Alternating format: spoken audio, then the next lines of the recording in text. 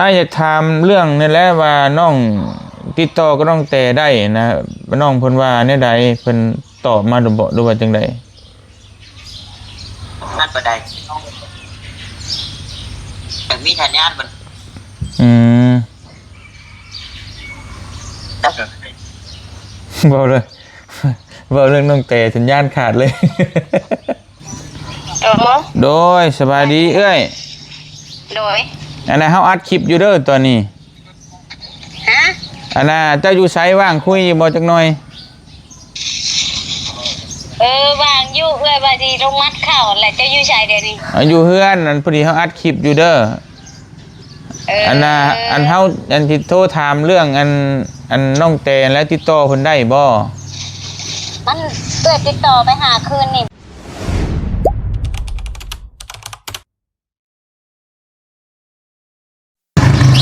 เอาพี่น้องเห็นเนาะตื่นเช้ามามื้อนี้ก็ลมห้วยเนาะลมพัดปิวว่อนพี่น้องเอ้ยอากาศหนาวกำลังสิเริ่มมาแล้วเนาะก่อนอื่นก็ต้องขอกราบทักทายสบายดีพ่อแม่พี่น้องเบิดสุขุสู่คนพี่น้องเอ้ยบ่ว่าสิอยู่ในและก็ต่างประเทศเนาะก็ยินดีต้อนรับเข้าสู่ช่องบ่เตียงทองชาแนลคือเก่าพี่น้องเอ้ยเฮาก็มาต่อเรื่องนี่แหละครอบครัวของน้องแต่นี่แหละที่มันเกิดขึ้นนี่แหละน้องแต่น้องไล่นี่แหละพี่น้องเลยตอนนี้เขาก็จะเล็งมือให้มันจบบ่เตียงก็บ่อยากวุ่นวายเมื่อยพี่น้องเนาะจักอีหยังบุเมื่อย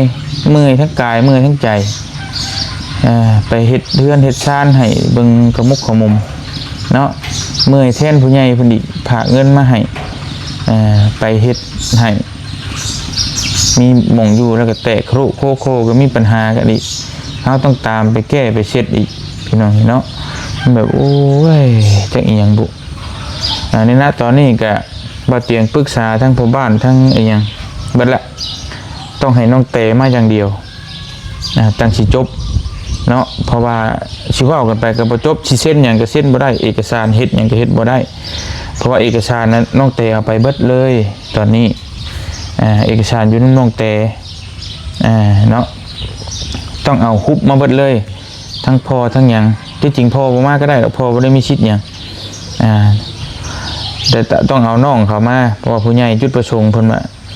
ต้องเอาน้องเพิ่นมาแล้วก็น้องแต่มาเนาะมาคุยให้มันรู้เรื่องแล้วก็เอาชื่อน้องเพิ่นใส่ลงหันเพราะว่าจูลี่เพิ่นก็บ่อยากให้คายให้หยังหรอกแต่ว่าอยากให้น้องเพิ่นนั่นแหละเนาะเอาซื้อน้องเพิ่นน่ะมอบกรรมสิทธิ์ให้น้องเพิ่นน้องตุ๊กน้องมิกน้องน้องติ๊กน้องมิกหั่นยัดลงไปใส่หั่นเป็นชื่อ 3-4 คนเลยคือบักใดบักหนึ่งสิขายก็บ่ได้ต้องเอาไว้เฮ็ดดินอยู่ปลูกสร้างดินมูลดินมังเท่านั้นเพิ่นให้เฮ็ดแบบนั้นพี่น้องเห็นเนาะแต่ว่าปัญหามันก็คือตอนนี้เนี่ยติดต่อทั้งน้องแต่บ่ได้เลยบ่เตียงเฮ็ดได้ก็บ่ได้ไปหาเอ้ยนางโทรก็บ่ได้เฮ็ดได้ก็บ่ได้ทั้งเฟซทั้งหยังก็บ่เตียงก็ค้นหาก็เห็นอยู่สื่อเฟซแต่กดไปน้องเพิ่นบ่รับแล้วก็ให้หลายๆคนติดต่อก็บ่ได้ตอนนี้มีแต่น้องต้าผู้เดียวที่ว่าคุยกับเพิ่นได้เดี๋ยวบ่เตียงสิโทรหาน้องต้าก่อนว่าเพิ่นคุยได้แบบใดจังใด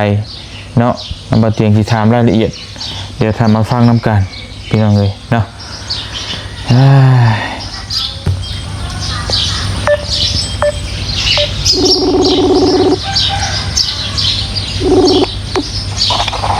โดยสบายดีน้องสบายดีไออัดคลิปอยู่เด้อโอ้ไปดีโดยอันขับรถบ่บ่จิตเป็นคนครับนี่ครับรถไอ้เพิ่นเอ้ยมื้อนี้สวัสดีเด้อโอ้โดย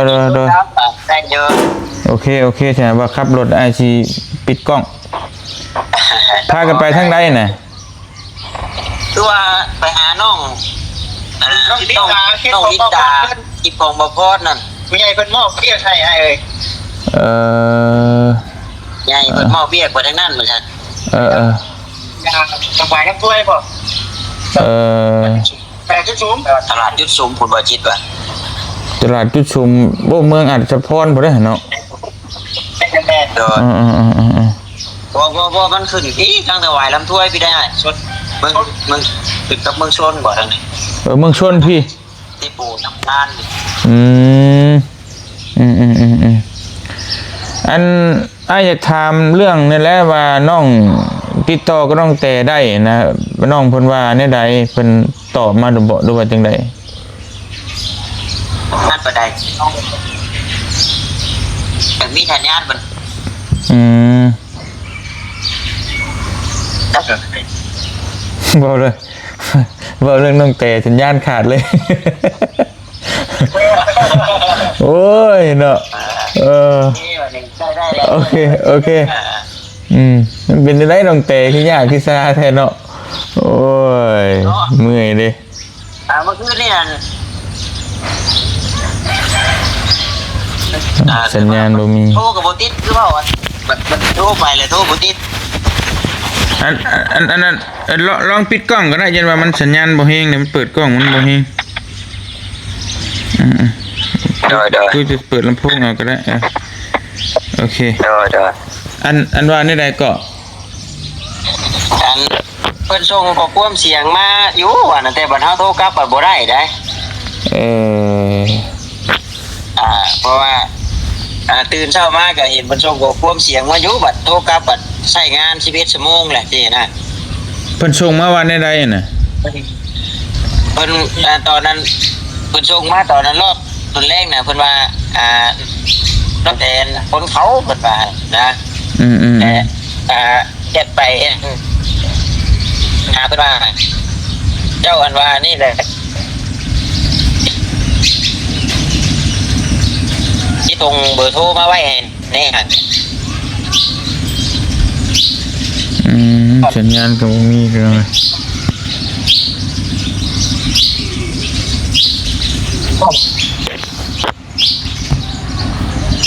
สัญญาณบ่มีนี่ก็บ่ตอบสินะอันน่ะน้องบอกว่าส่งเบอร์โทรมาให้ก็บ่ตอบเลยสิแม่นก็บ่ตอบเลยต้องก็เลยว่าเอ้าเป็นจังได๋เนาะว่าแล้วอันนี้แต่ว่าเอ้าเนาะมันคือเป็นนั่นว่าอันบัดตอนเช้านี่เพิ่นส่งมาใหม่อยู่บ่หรือว่าจังได๋ตอนเช้านั้นโทรยกโป้ซื่อตอนเช้านั้นแล้วก็ต้องตื่นขึ้นมาแล้วก็โทรนำแล้วก็บ่ฮับบ่ยังบ่ติดบ่ยังคือเห็น11ชั่วโมงเพิ่นใช้งานแล้วเอ้าว่าหรือว่าเพิ่นสลับเพชรลิ้นบ่ว่านะเนาะ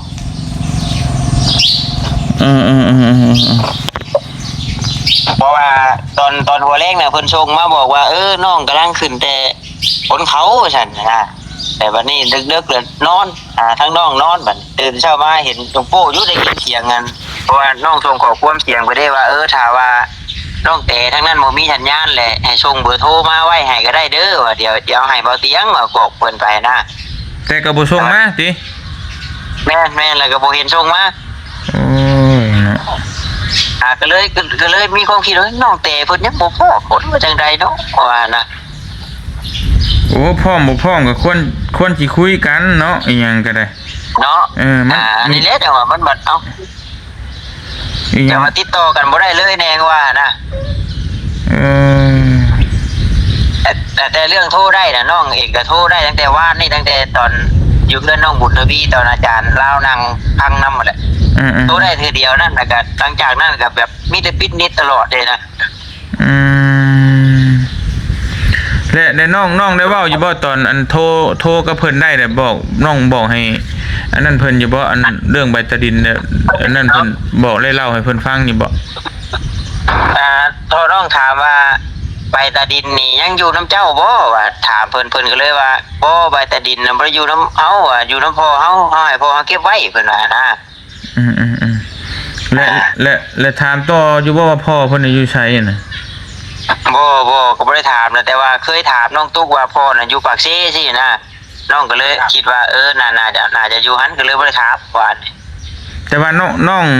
อันน่ะน้องแต่นี่น่ะอยู่บ้านหยังน้องได้ถามเพิ่นอยู่บ่เพิ่นบอกว่าอยู่นครปะเพ็ง แล้วก็บ่ได้ถามทำชื่อบ้านนะ แม่นมันนครมันก็เป็นเมืองหั่นแหละคือบ้านเฮาหั่นแหละ นั่นแหละเด้อ แต่ว่ามัน แต่ฮู้ชื่อบ้านนี่ใครอยู่ เนาะ เนี่ยก็พยายามจอกเบิ่งอยู่นะเพิ่นก็บ่อ่อนเชื่อเลยว่า น้องนุ่มน่ะอยู่น้ำพี่น้องเด้น้องแล้วก็ น้องตุ๊กน้องบ่แม่นน้องมิกน้องกิ๊กนี่น่าจะอยู่น้ำพี่น้องนะอยู่น้ำป้านะแต่ว่าพ่อนี่อาจจะอยู่ปากซี่นะถ้าถามน้อง น้ำเมีย อยู่น้ำเมียบ่เพราะว่าเคยถามน้องตุ๊กอยู่ตอนนั้นว่าพ่อนี่เมื่อปากซี่แล้วฉันแต่ว่าบ่ฮู้ว่าบ้านใด เนาะแต่ว่าอีกน้องมิกน้องน้องสองคนหั่นแม่นไปอยู่น้ำมันพี่น้อง พี่น้องเพิ่นสิบ่ แม่นอยู่น้ำพี่น้องเพิ่น เจ้าอยู่ปากซี่ อ๋อก็บ่ได้อยู่นํกันอีกก็พออันติ บ่ได้อยู่ ป้า จากมาดิจากมาจะมีมาบ่ได้ ว่าบ่คิดว่าอยากมาหาทางนี้อยู่แต่ว่ามาบ่ได้พี่จัน นิดหน่อย เด็กน้อยแหละ เขาบ่จักเข้ามาหรอกผู้ใหญ่บ่พามา พอ แต่ว่าบางเงินตัวที่ว่าน้องส่งขอความเสียงไปน้องแต่ก็ฮู้อยู่ว่าแต่ว่าโทรบ่ได้แล้วก็ส่งเบอร์มาแต่ว่าน้องแต่คือบ่ส่งเบอร์มาให้น้องๆก็งงตัวนี้แหละ ก็นั่นแหละก็ยังว่ามันคือเป็นอันนี้ เพราะว่าโทรเมื่อวานนี่น้องก็บอกอยู่ไดว่าให้อันติดต่อหาทางไอ้เตียงเด้อท่านที่น้องก็บอกอยู่บัดแต่ว่าจะคุยอะไรนี่หอยทั้งน้องก็เปิดออนตลอดอยู่คือบ่โทรกลับมาแน่ทีนะถ้าบ่มีสัญญาณก็คือบ่เอาเบอร์มาให้เลยมันแล้วรถว่านั่นแต่ว่าเพิ่นบ่ตอบนี่นะ ตอนคุยกันนั่นน้องเพิ่นก็โอเคอยู่ติบอกว่าสิโทรหาอ้ายบ่ แม่นตอนคุยกันนั้นเพิ่นก็ให้อันว่าน้องนั่นซุ่มชายอันว่าแต่เจ้าก็ได้แต่ว่าเจ้าก็บ่หาผู้ชายเฮาตอนนั้นน่ะยันเจ้าถ่ายคลิปตอนช่วงจะถ่ายคลิปเลยน้องก็เลยว่าจังซั่นเดียวน้องอาจสิชมกันว่า Facebook โทรให้อันไอ้เตียงเราก็ได้จังซั่นนะแล้วก็แล้วเลยแต่ว่านี่โทรนะโอ้ยว่า คือเป็นอันนี้เนาะโอ้ตายแล้วบัดบ่อีตนน้องบ่ก็บ่จบแล้วว่าน้องตุ๊กบัดต้องลืออยู่เนาะ นั่นแหละบ่จบมันโตเปสำคัญอยู่คนเดียวนั่นแหละตัวนั้นว่าอ้ายปรึกษากับพ่อบ้านมันก็มีแต่ต้องเอาน้องเตหันมาก็ไปซื้อขายมาจังจบไปซั่นก็มันเช็ดหยังบ่ได้เด้ซะมีหยังมันอยู่นำเขาหมดเลยถ้าอ้ายถามผู้บ้านน่ะเพิ่นว่าต้องให้น้องเตมาต้องแม่นต้องเตมาอย่างเดียวถึงแต่ว่าเฮาแต่ปากนี่แม่นยันมื้อใดมื้อหนึงคืนค่ำเนาะแม่นมันก็ในนั้นถึงแม้แต่ว่าเฮาสิบ่ให้เขาบ่ให้ไผเลยถึงเฮาสิเอาประกาศขายเฮาก็ต้องเอาใบซื้อขายนั่นมาน่ะแม่นบ่ล่ะโดยก็ต้องมาให้เขาเซ็นยินยอมถ้าสิสมมุติว่าขายนะมันก็ต้องเข้ามาคือเก่าน่ะมันถึงจบอ่ะเพราะว่ามันเป็นกรรมสิทธิ์ของเขาถ้าว่าเขาบ่มาเซ็นเอกสารเขาบ่มาเฮาก็เฮ็ดหยังบ่ได้เพราะว่าเฮามอบให้เขาได้เฮามอบให้เขาแล้วมันคือเป็นของเขาได้บางเทื่อบางคนก็บ่เข้าใจว่าโอ้ขายเลยแม่นอยู่สมมุติว่าขายมันขายบ่ได้มันบ่ได้เป็นชื่อเฮานี่ขายง่ายปานนั้นสมมุติว่ามอบกรรมสิทธิ์ให้เขาได้สมมุติว่าเขาเอาดินไปเอาไปขายได้ใช่เขาไปขายกระสิทธิ์ของเขาเรามอบให้เขาดิถือว่าเรียบร้อยก็เรียบร้อยแล้วสิมันเป็นของเขาได้แต่ต้องเข้าใจว่าเป็นของเขาแต่ว่ามันบ่เกี่ยวกับเขาแล้วบัดนี้มันบ่เกี่ยวแล้วมันบ่เกี่ยวตั้งแต่มือเฮามอบให้เขาแล้วแต่ว่าเฮามีสิทธิ์ดูแลเพราะว่าเฮาผู้ใหญ่มอบให้เฮาดูแลให้เฮาเทคแคร์ให้เฮาเบิ่งแยงนะเฮามีสิทธิ์เว้าเนี่ยใดมันผิดเดี๋ยวเฮาเว้าได้แต่ว่าสิทธิ์เฮาสิไปยึดของเขามาขายเลยนะมันก็เป็นไปบ่ได้ถามน้องแต่ว่าเห็นอยู่บ่คลิปว่าน้องแต่ว่าบ่ได้ว่าบ่เห็นว่าซั่นได้ยินแต่แม่เพิ่นโทรมาสอนอยู่พังซื่อๆว่าซั่นว่าดอกว่าโทษเนาะโอ้หรือว่าเขาไปเบิ่งคลิปเห็นมันบ่นึกบ่เนื้อแล้วยังอันนี้อยู่บ่หรือว่าแบบใดแต่ว่าโอ้ภาวนาว่าขอให้ติดต่อกับน้องเพิ่นได้แล้วก็ให้มานะเดี๋ยวนี้นะมันจะแม่นไอ้เว้าอยู่คำว่าติดต่อน้องเพิ่นได้ ไปหาเอ้ยนางเมื่อวานนี่ก็บอกว่าถ้าติดต่อได้น่ะบ่มีเงินค่ารถค่าล่างน่ะอ้ายสิออกให้แอบว่าให้มันจบๆมันนะยันน่ะบ่มีเงินค่ารถค่าล่างมาน่ะอ้ายสิจ้างให้หรอกมารถให้มันจบๆ บัดเพชรโตที่เพิ่นโทรหาเอ้ยนางนั่นเพิ่นชื่อในใดก็นั่นน่ะแต่ว่าสลับเพชรกันไปกันมาอยู่ประจำ จังว่าไอ้เดี๋ยวไอ้สิส่งให้ไอ้ขอเป็นเพื่อนเบิดทั้งสองเพชรแต่บ่ฮับจักดีเลยจักสิเฮ็ดจังได๋ตอนนี้ที่น้องส่งขอความเสียงไปบอกเพิ่นว่าถ้าว่าเห็นเพชรไอ้เตียงอันนี้นะครับเป็นเพื่อนในเด้อว่าแล้วก็ถ้าว่าบ่สะดวกหรือว่าบ่มีอันสัญญาณมันบ่คุยออดแอดหรือแม่นส่งเบอร์มาว่าไว้ว่าเดี๋ยวอ้ายสิเอาเบอร์ให้ไอ้เตียงมาบอกเพิ่นก็ถ้าบ่เห็นตอบมานะบัดตอบไปทางอื่นพุ่นว่าขึ้นแต่มัดเข้ามัดน้ำบัดบ่ว่าสิบ่อ่านขอความเสียงของน้องนะ โอ้คำมันก็บ่น่าจะเป็นไปได้ติเนาะนั่นแหละแต่ว่าพอบัดตอนโทรก็คือว่ามีสัญญาณดีอยู่นะโอ้ยคือเป็นอันนี้อยู่แม่ถ้าว่าสิแบบบ่อยากมาบ่อยากหยังเลยนี่พวกบ่ได้ดอกเนาะบ่ได้แล้วมันบ่ได้ตัวนั้นน่ะคือมันยังก็จะเจ้าต้องมาน่ะเจ้าสิเฮ็ดได้ใดเจ้าสิดินตอนนี้เจ้าสิเอาบ่เอาหรือบ่เอาจังไดก็ต้องได้มาหั่นแหละให้มันรู้เรื่องต้องได้มาอย่างเดียวน่ะบ่มีทางอื่นน่ะแต่ว่าน้องแต่นั่นได้ว่าน้องได้เงินก่อนซั่นเบิดเดือนนี้แล้วซั่นนะน้องก็เลยว่าโอ้นี่ก็วันที่1หรือว่านี่แหละจักว่า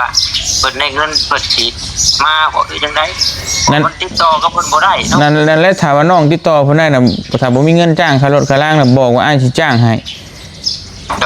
มารถอ้ายสิจ้างให้เงินค่ารถให้มันจบ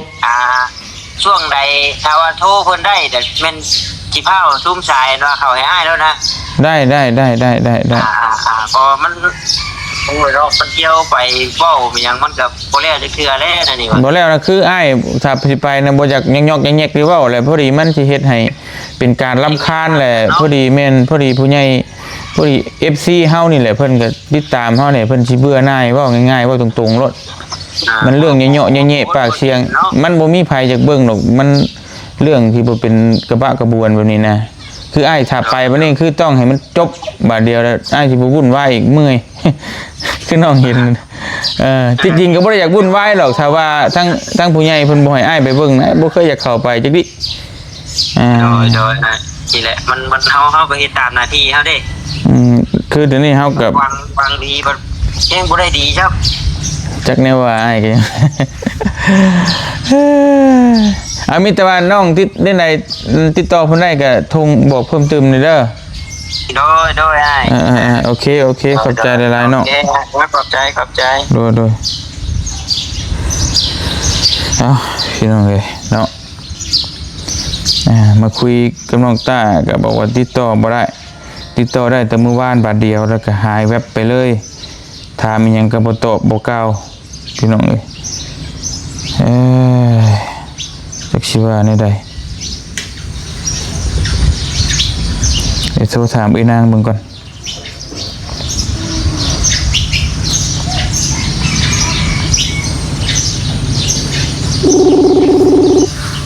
โทรถามไอ้นางบัดนี้พี่น้องเนี่ยเราสิติดต่อได้หรือบ่ผ่านมามื้อนึงเลยบ่เตียงไปหาเราเมื่อวานนี่เนาะวุ่นอยู่กับมันโดยสบายดีเอ้ยโดยอันนั้นเฮาอัดคลิปอยู่เด้อตอนนี้อันน่ะเจ้าอยู่ไสว่างคุยบ่จักหน่อยวางอยู่เอ้ยว่าสิลงมัดเข้าแหละจะอยู่ชายเดี๋ยวนี้อยู่เฮือนนั่นพอดีเฮาอัดคลิปอยู่เด้ออันน่ะเฮาอันที่โทรถามเรื่องอันน้องแตนแล้วติดต่อเพิ่นได้บ่มันเอ้ยติดต่อไปหาคืนนี่บ่ได้ดคือเป็นนั่นเนาะแต่เก่านี่ติดต่อได้อยู่ติ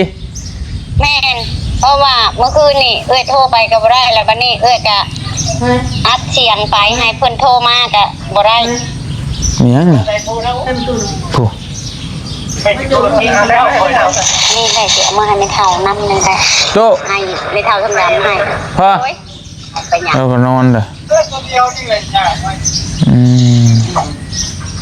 โอ้ มันยังบ่แล้วเนาะป้าคอยหันมาเห็นแบบแน่นั่นเขาก็จักสิว่าอะไรเนาะ จะเห็นแหละ เขาจะมาอยากว่าวเลยอดบ่ได้เลยค่ะฮะ คือจะเห็นนั่นแล้ว ค่อยอดบ่ได้ค่อยยังว่าเห็นดีแล้วว่าบ่เตียงเราใจแห้งขนาดลูกเอ้ยว่ะแม่นี่ยอมแห้งเลยแม่นี่มันแห้งค่อยเห็นค่อยโอ้จักสิว่าหยังเลย จริงเลยอ่ะว่าคือเห็นนั่นแหละมันให้ภาพมันบรรยายนะครับกับพระเจ้าคงว่า นั่นแหละยังว่า โอ้ยจะกินได้กัน เฮ็ดอะไรเนาะติดต่อเขาก็เมื่อยโทรแล้วมื้อนี้ก็โทรอีกโทรบ่ติดอันเห็นอยู่มันปิดอันนั้นฮะก็แชทไปแต่ว่ามีเรียกเด้อแม่นางค่ะมีเรียกว่าให้เจ้าโทรมาหาแม่แน่มันก็บ่โทรมันก็บ่ลงเบิ่งอีก ช่างเป็นเนาะ นั่นแหละยังวะ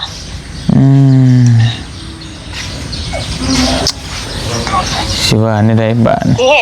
ชี้เหตุในหลายบ้านนี่ คือมันพอบ้านก็ให้เอาหมอนั่นมาเนี่ยจังจบนะมันบ่จบโดยท่านก็เรื่องมันบ่จบแล้วมันยาก นั่นแหละยังวะก็มาเห็นกับมันก็โอ้มันยากเอง